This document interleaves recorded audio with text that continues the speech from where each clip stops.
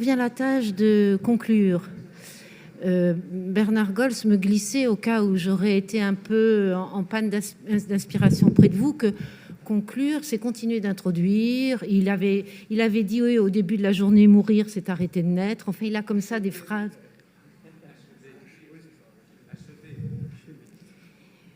Oui, oui, d'accord. Vous voyez, hein, j'ai des coachs derrière moi.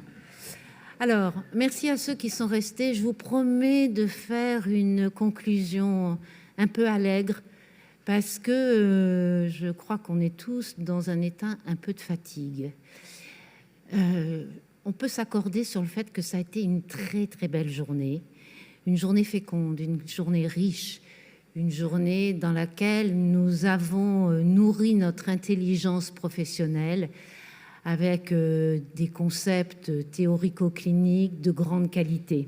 Merci à tous les intervenants, je ne vais pas tous les citer, mais bien évidemment, je crois que notre boîte à outils professionnelle s'est trouvée alourdie d'une façon vraiment de qualité. Alors, il y a quand même quelque chose qui interroge autour de ce qu'est la vie psychique. C'est que si vous interrogez des gens qui ne sont pas de notre bocal, des gens des kidam, et que vous dites que vous allez passer une journée sérieuse à réfléchir sur l'humanité en psychiatrie et la vie psychique, on vous regarde avec les yeux comme des soucoupes, en disant mais bah oui, la vie psychique, bien sûr. C'est-à-dire que tout le monde se sent doté d'une vie psychique, tout le monde sait qu'il a une capacité de penser, de rêver, de se nourrir. Elle est plus ou moins riche, mais enfin elle existe. Et d'avoir à militer pour qu'on retrouve cette idée-là, ça semble quand même un contresens dans notre société qui est navrant, mais vous le savez déjà. Alors, on ne peut pas réduire l'espace psychique, nos magnifiques psychés de professionnels aguerris que nous sommes, uniquement à notre capacité intellectuelle à entendre tout ce que nous avons entendu aujourd'hui. On l'a, bien sûr. Mais ce qui fait que pour conclure, je préfère aller chercher chez vous la capacité de rêverie, la capacité de faire des associations sur ce que nous avons entendu, la capacité de réintroduire des choses, plus, je disais allègres, mais des choses peut-être un peu plus légères. Alors au fil de la journée, j'ai noté des choses comme ça, qui sont un peu éparses, qui sont différentes, qui ne sont en aucun cas la conclusion très construite que j'avais rédigée. Vous voyez, c'était quand même là aussi un paradoxe un peu dingue de rédiger une conclusion avant même d'avoir eu la journée. Ben, je l'avais fait en bon élève, voilà. J'ai mis tout ça de côté et je préfère vous entraîner dans un jeu de la pensée autre. Par exemple, ce matin, un des premiers mots qui m'a fait rêver, un mot désuet qu'on n'utilise plus vraiment, enfin moi je ne l'entends plus, et qui là été utilisé à très bon escient, c'est le mot bonté. Et je me suis dit, bonté divine, c'est vrai, on l'utilise plus ce mot-là. C'est pas, peut-être pas métapsychologique, je ne sais pas, mais on parle plus de la bonté. Et j'aimerais bien qu'on se mette à penser, à rêver autour de ce mot-là. J'ai entendu le ruissellement thérapeutique. Là aussi, ça évoque des choses du côté du pulsionnel, du côté de la vie, du côté de ce qui peut déborder. Hein, le ruissellement, dans les inondations, ça peut entraîner loin. J'ai entendu aussi le travail institutionnel, ça vaut le coup. Je me suis dit, oui, ça a des coups, on en prend. Des coups physiques, des coups métaphoriques, des coups narcissiques, on en prend. J'ai entendu la liberté de circuler sur le plan de circuler dans les espaces, dans l'espace à penser, dans la capacité de circuler entre soi, de ne pas se heurter quand on avance, d'avoir du tact. Ça aussi, c'est un mot qui est très joli, le tact. J'ai entendu quand une institution est trouée. Et là, je me suis dit, mais est-ce qu'il y a des trous qui se ravaudent? Est-ce qu'il y a des trous qui sont nécessaires pour justement pouvoir circuler? Est-ce qu'il y a des trous dont on s'aperçoit que ce sont des déchirures qui apportent de la liberté? Enfin bon, voilà. Mais juste après, l'orateur parlait du maillage de liens. Ah ben, je me suis dit, oui, il y a des trous qui se ravaudent. hein, on fait des reprises, c'est bien. J'ai entendu parler de sable mouvant, la mer, le sable, le travail du littoral, et je me suis dit, ben oui, les sables mouvants, c'est émouvant, mais c'est vrai que souvent, on risque de se prendre les pieds là-dedans.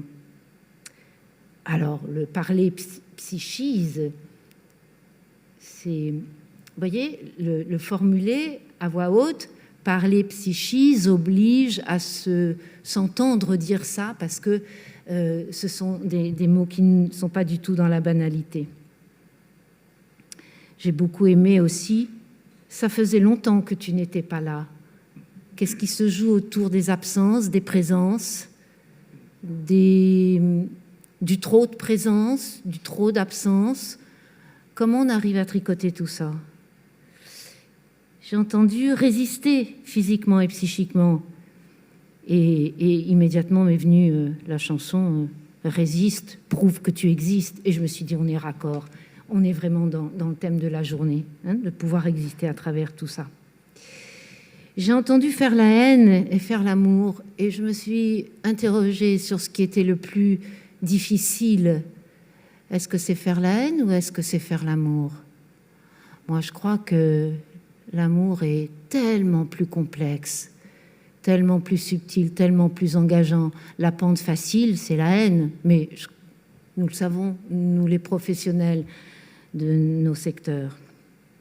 Parce que la haine, ça fait exister d'emblée. Et peu après, la phrase que j'ai notée, c'était « faire la haine à ciel ouvert ». C'est joli. Est-ce qu'on peut faire l'amour à ciel ouvert? C'est une question. Et puis quand on parlait de fonction club, voilà, je rêvais, je disais, ah ben oui, ce mot-là, club, on peut l'entendre de plein de façons, bien sûr, et puis parler d'ambiance du club. Ça résonnait avec ce que disent les jeunes actuellement sur ambiancer, ce verbe qu'ils utilisent de plein de façons différentes. Ambiance, celui-ci. Bon. Voilà. J'ai entendu programmer le hasard, et ça me plaît bien comme idée. Je trouve que les paradoxes nous ouvrent sur des espaces auxquels on n'imaginait pas aller, et ça, c'est chouette. J'ai entendu, c'est un joyeux bazar, mais on s'entend bien. Et ça résume pour moi ce que peut être le soin institutionnel. C'est un joyeux bazar, mais on s'entend bien. Être bien éduqué pour être un éducateur, oui, mais ça veut dire que peut-être on peut s'interroger sur est-ce qu'il faut être bien soigné pour être un bon soignant? Alors vous voyez que là, ça devient un peu plus vertigineux comme question, mais pourtant c'est la même. Mais bon, on est dedans. Entendu aussi, il est interdit de se mettre tout nu. Ah bon? Ok. Peut-être ça dépend là des questions d'intimité et d'espace. Et puis, se mettre tout nu émotionnellement, affectivement, c'est pas si simple. Est-ce que c'est l'objectif? Bien sûr que non. Mais alors, où sont les défenses? Où sont les limites? Où sont les espaces? C'est un de nos outils de travail premiers de réfléchir en permanence sur ça.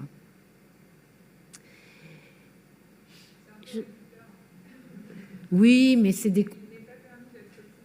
Oui, mais bien sûr, je joue sur les mots, évidemment. Évidemment. Ah bon, désolée. J'ai entendu que l'apprentissage était l'alibi de la rencontre. Et je me suis dit, ben voilà, ça pour la conclusion, c'est parfait, parce que cette journée serait-elle un alibi de rencontre entre les professionnels que nous sommes? Est-ce qu'on a besoin d'alibi pour que des équipes comme aujourd'hui viennent témoigner de leurs difficultés, de leurs questions, de leurs joies, de ce qui tisse leur quotidien? Parce que quand même, les enjeux autour de ce que nous travaillons sont graves. Ils sont multiples, ils sont au carrefour de la clinique, de l'éthique, du politique. Ils nous engagent en tant que professionnels, mais ils nous engagent aussi comme citoyens.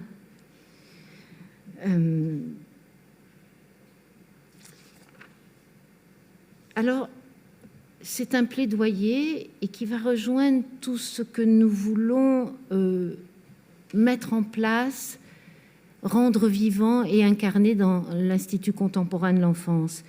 C'est un plaidoyer pour qu'il y ait de la vie, qu'il y ait du pulsionnel dans les mouvements de pensée, dans ce que la vie peut avoir de foutraque, certainement de dérangeant, d'inattendu, mais c'est aussi laisser une place à la joie, à l'humour, à la joie de penser ensemble. C'est apparu beaucoup tout au long de la journée, de tisser de rendre compte d'une lecture de l'humain et des liens avec l'humain qui témoignent certes de nos valeurs profondes, mais qui permettent aussi de faire émerger la singularité, la subjectivité de ce qui rend chaque humain unique, mais qui fait que le partage devient possible. Alors, tout au long de la journée, j'ai entendu des soignants engagés. Et ça, pour moi, l'engagement, c'est quelque chose d'essentiel. C'est quelque chose qui tient debout. C'est quelque chose qui nous lie à nos collègues, mais qui nous lie aussi aux enfants que nous accueillons et qui nous lie à nous-mêmes.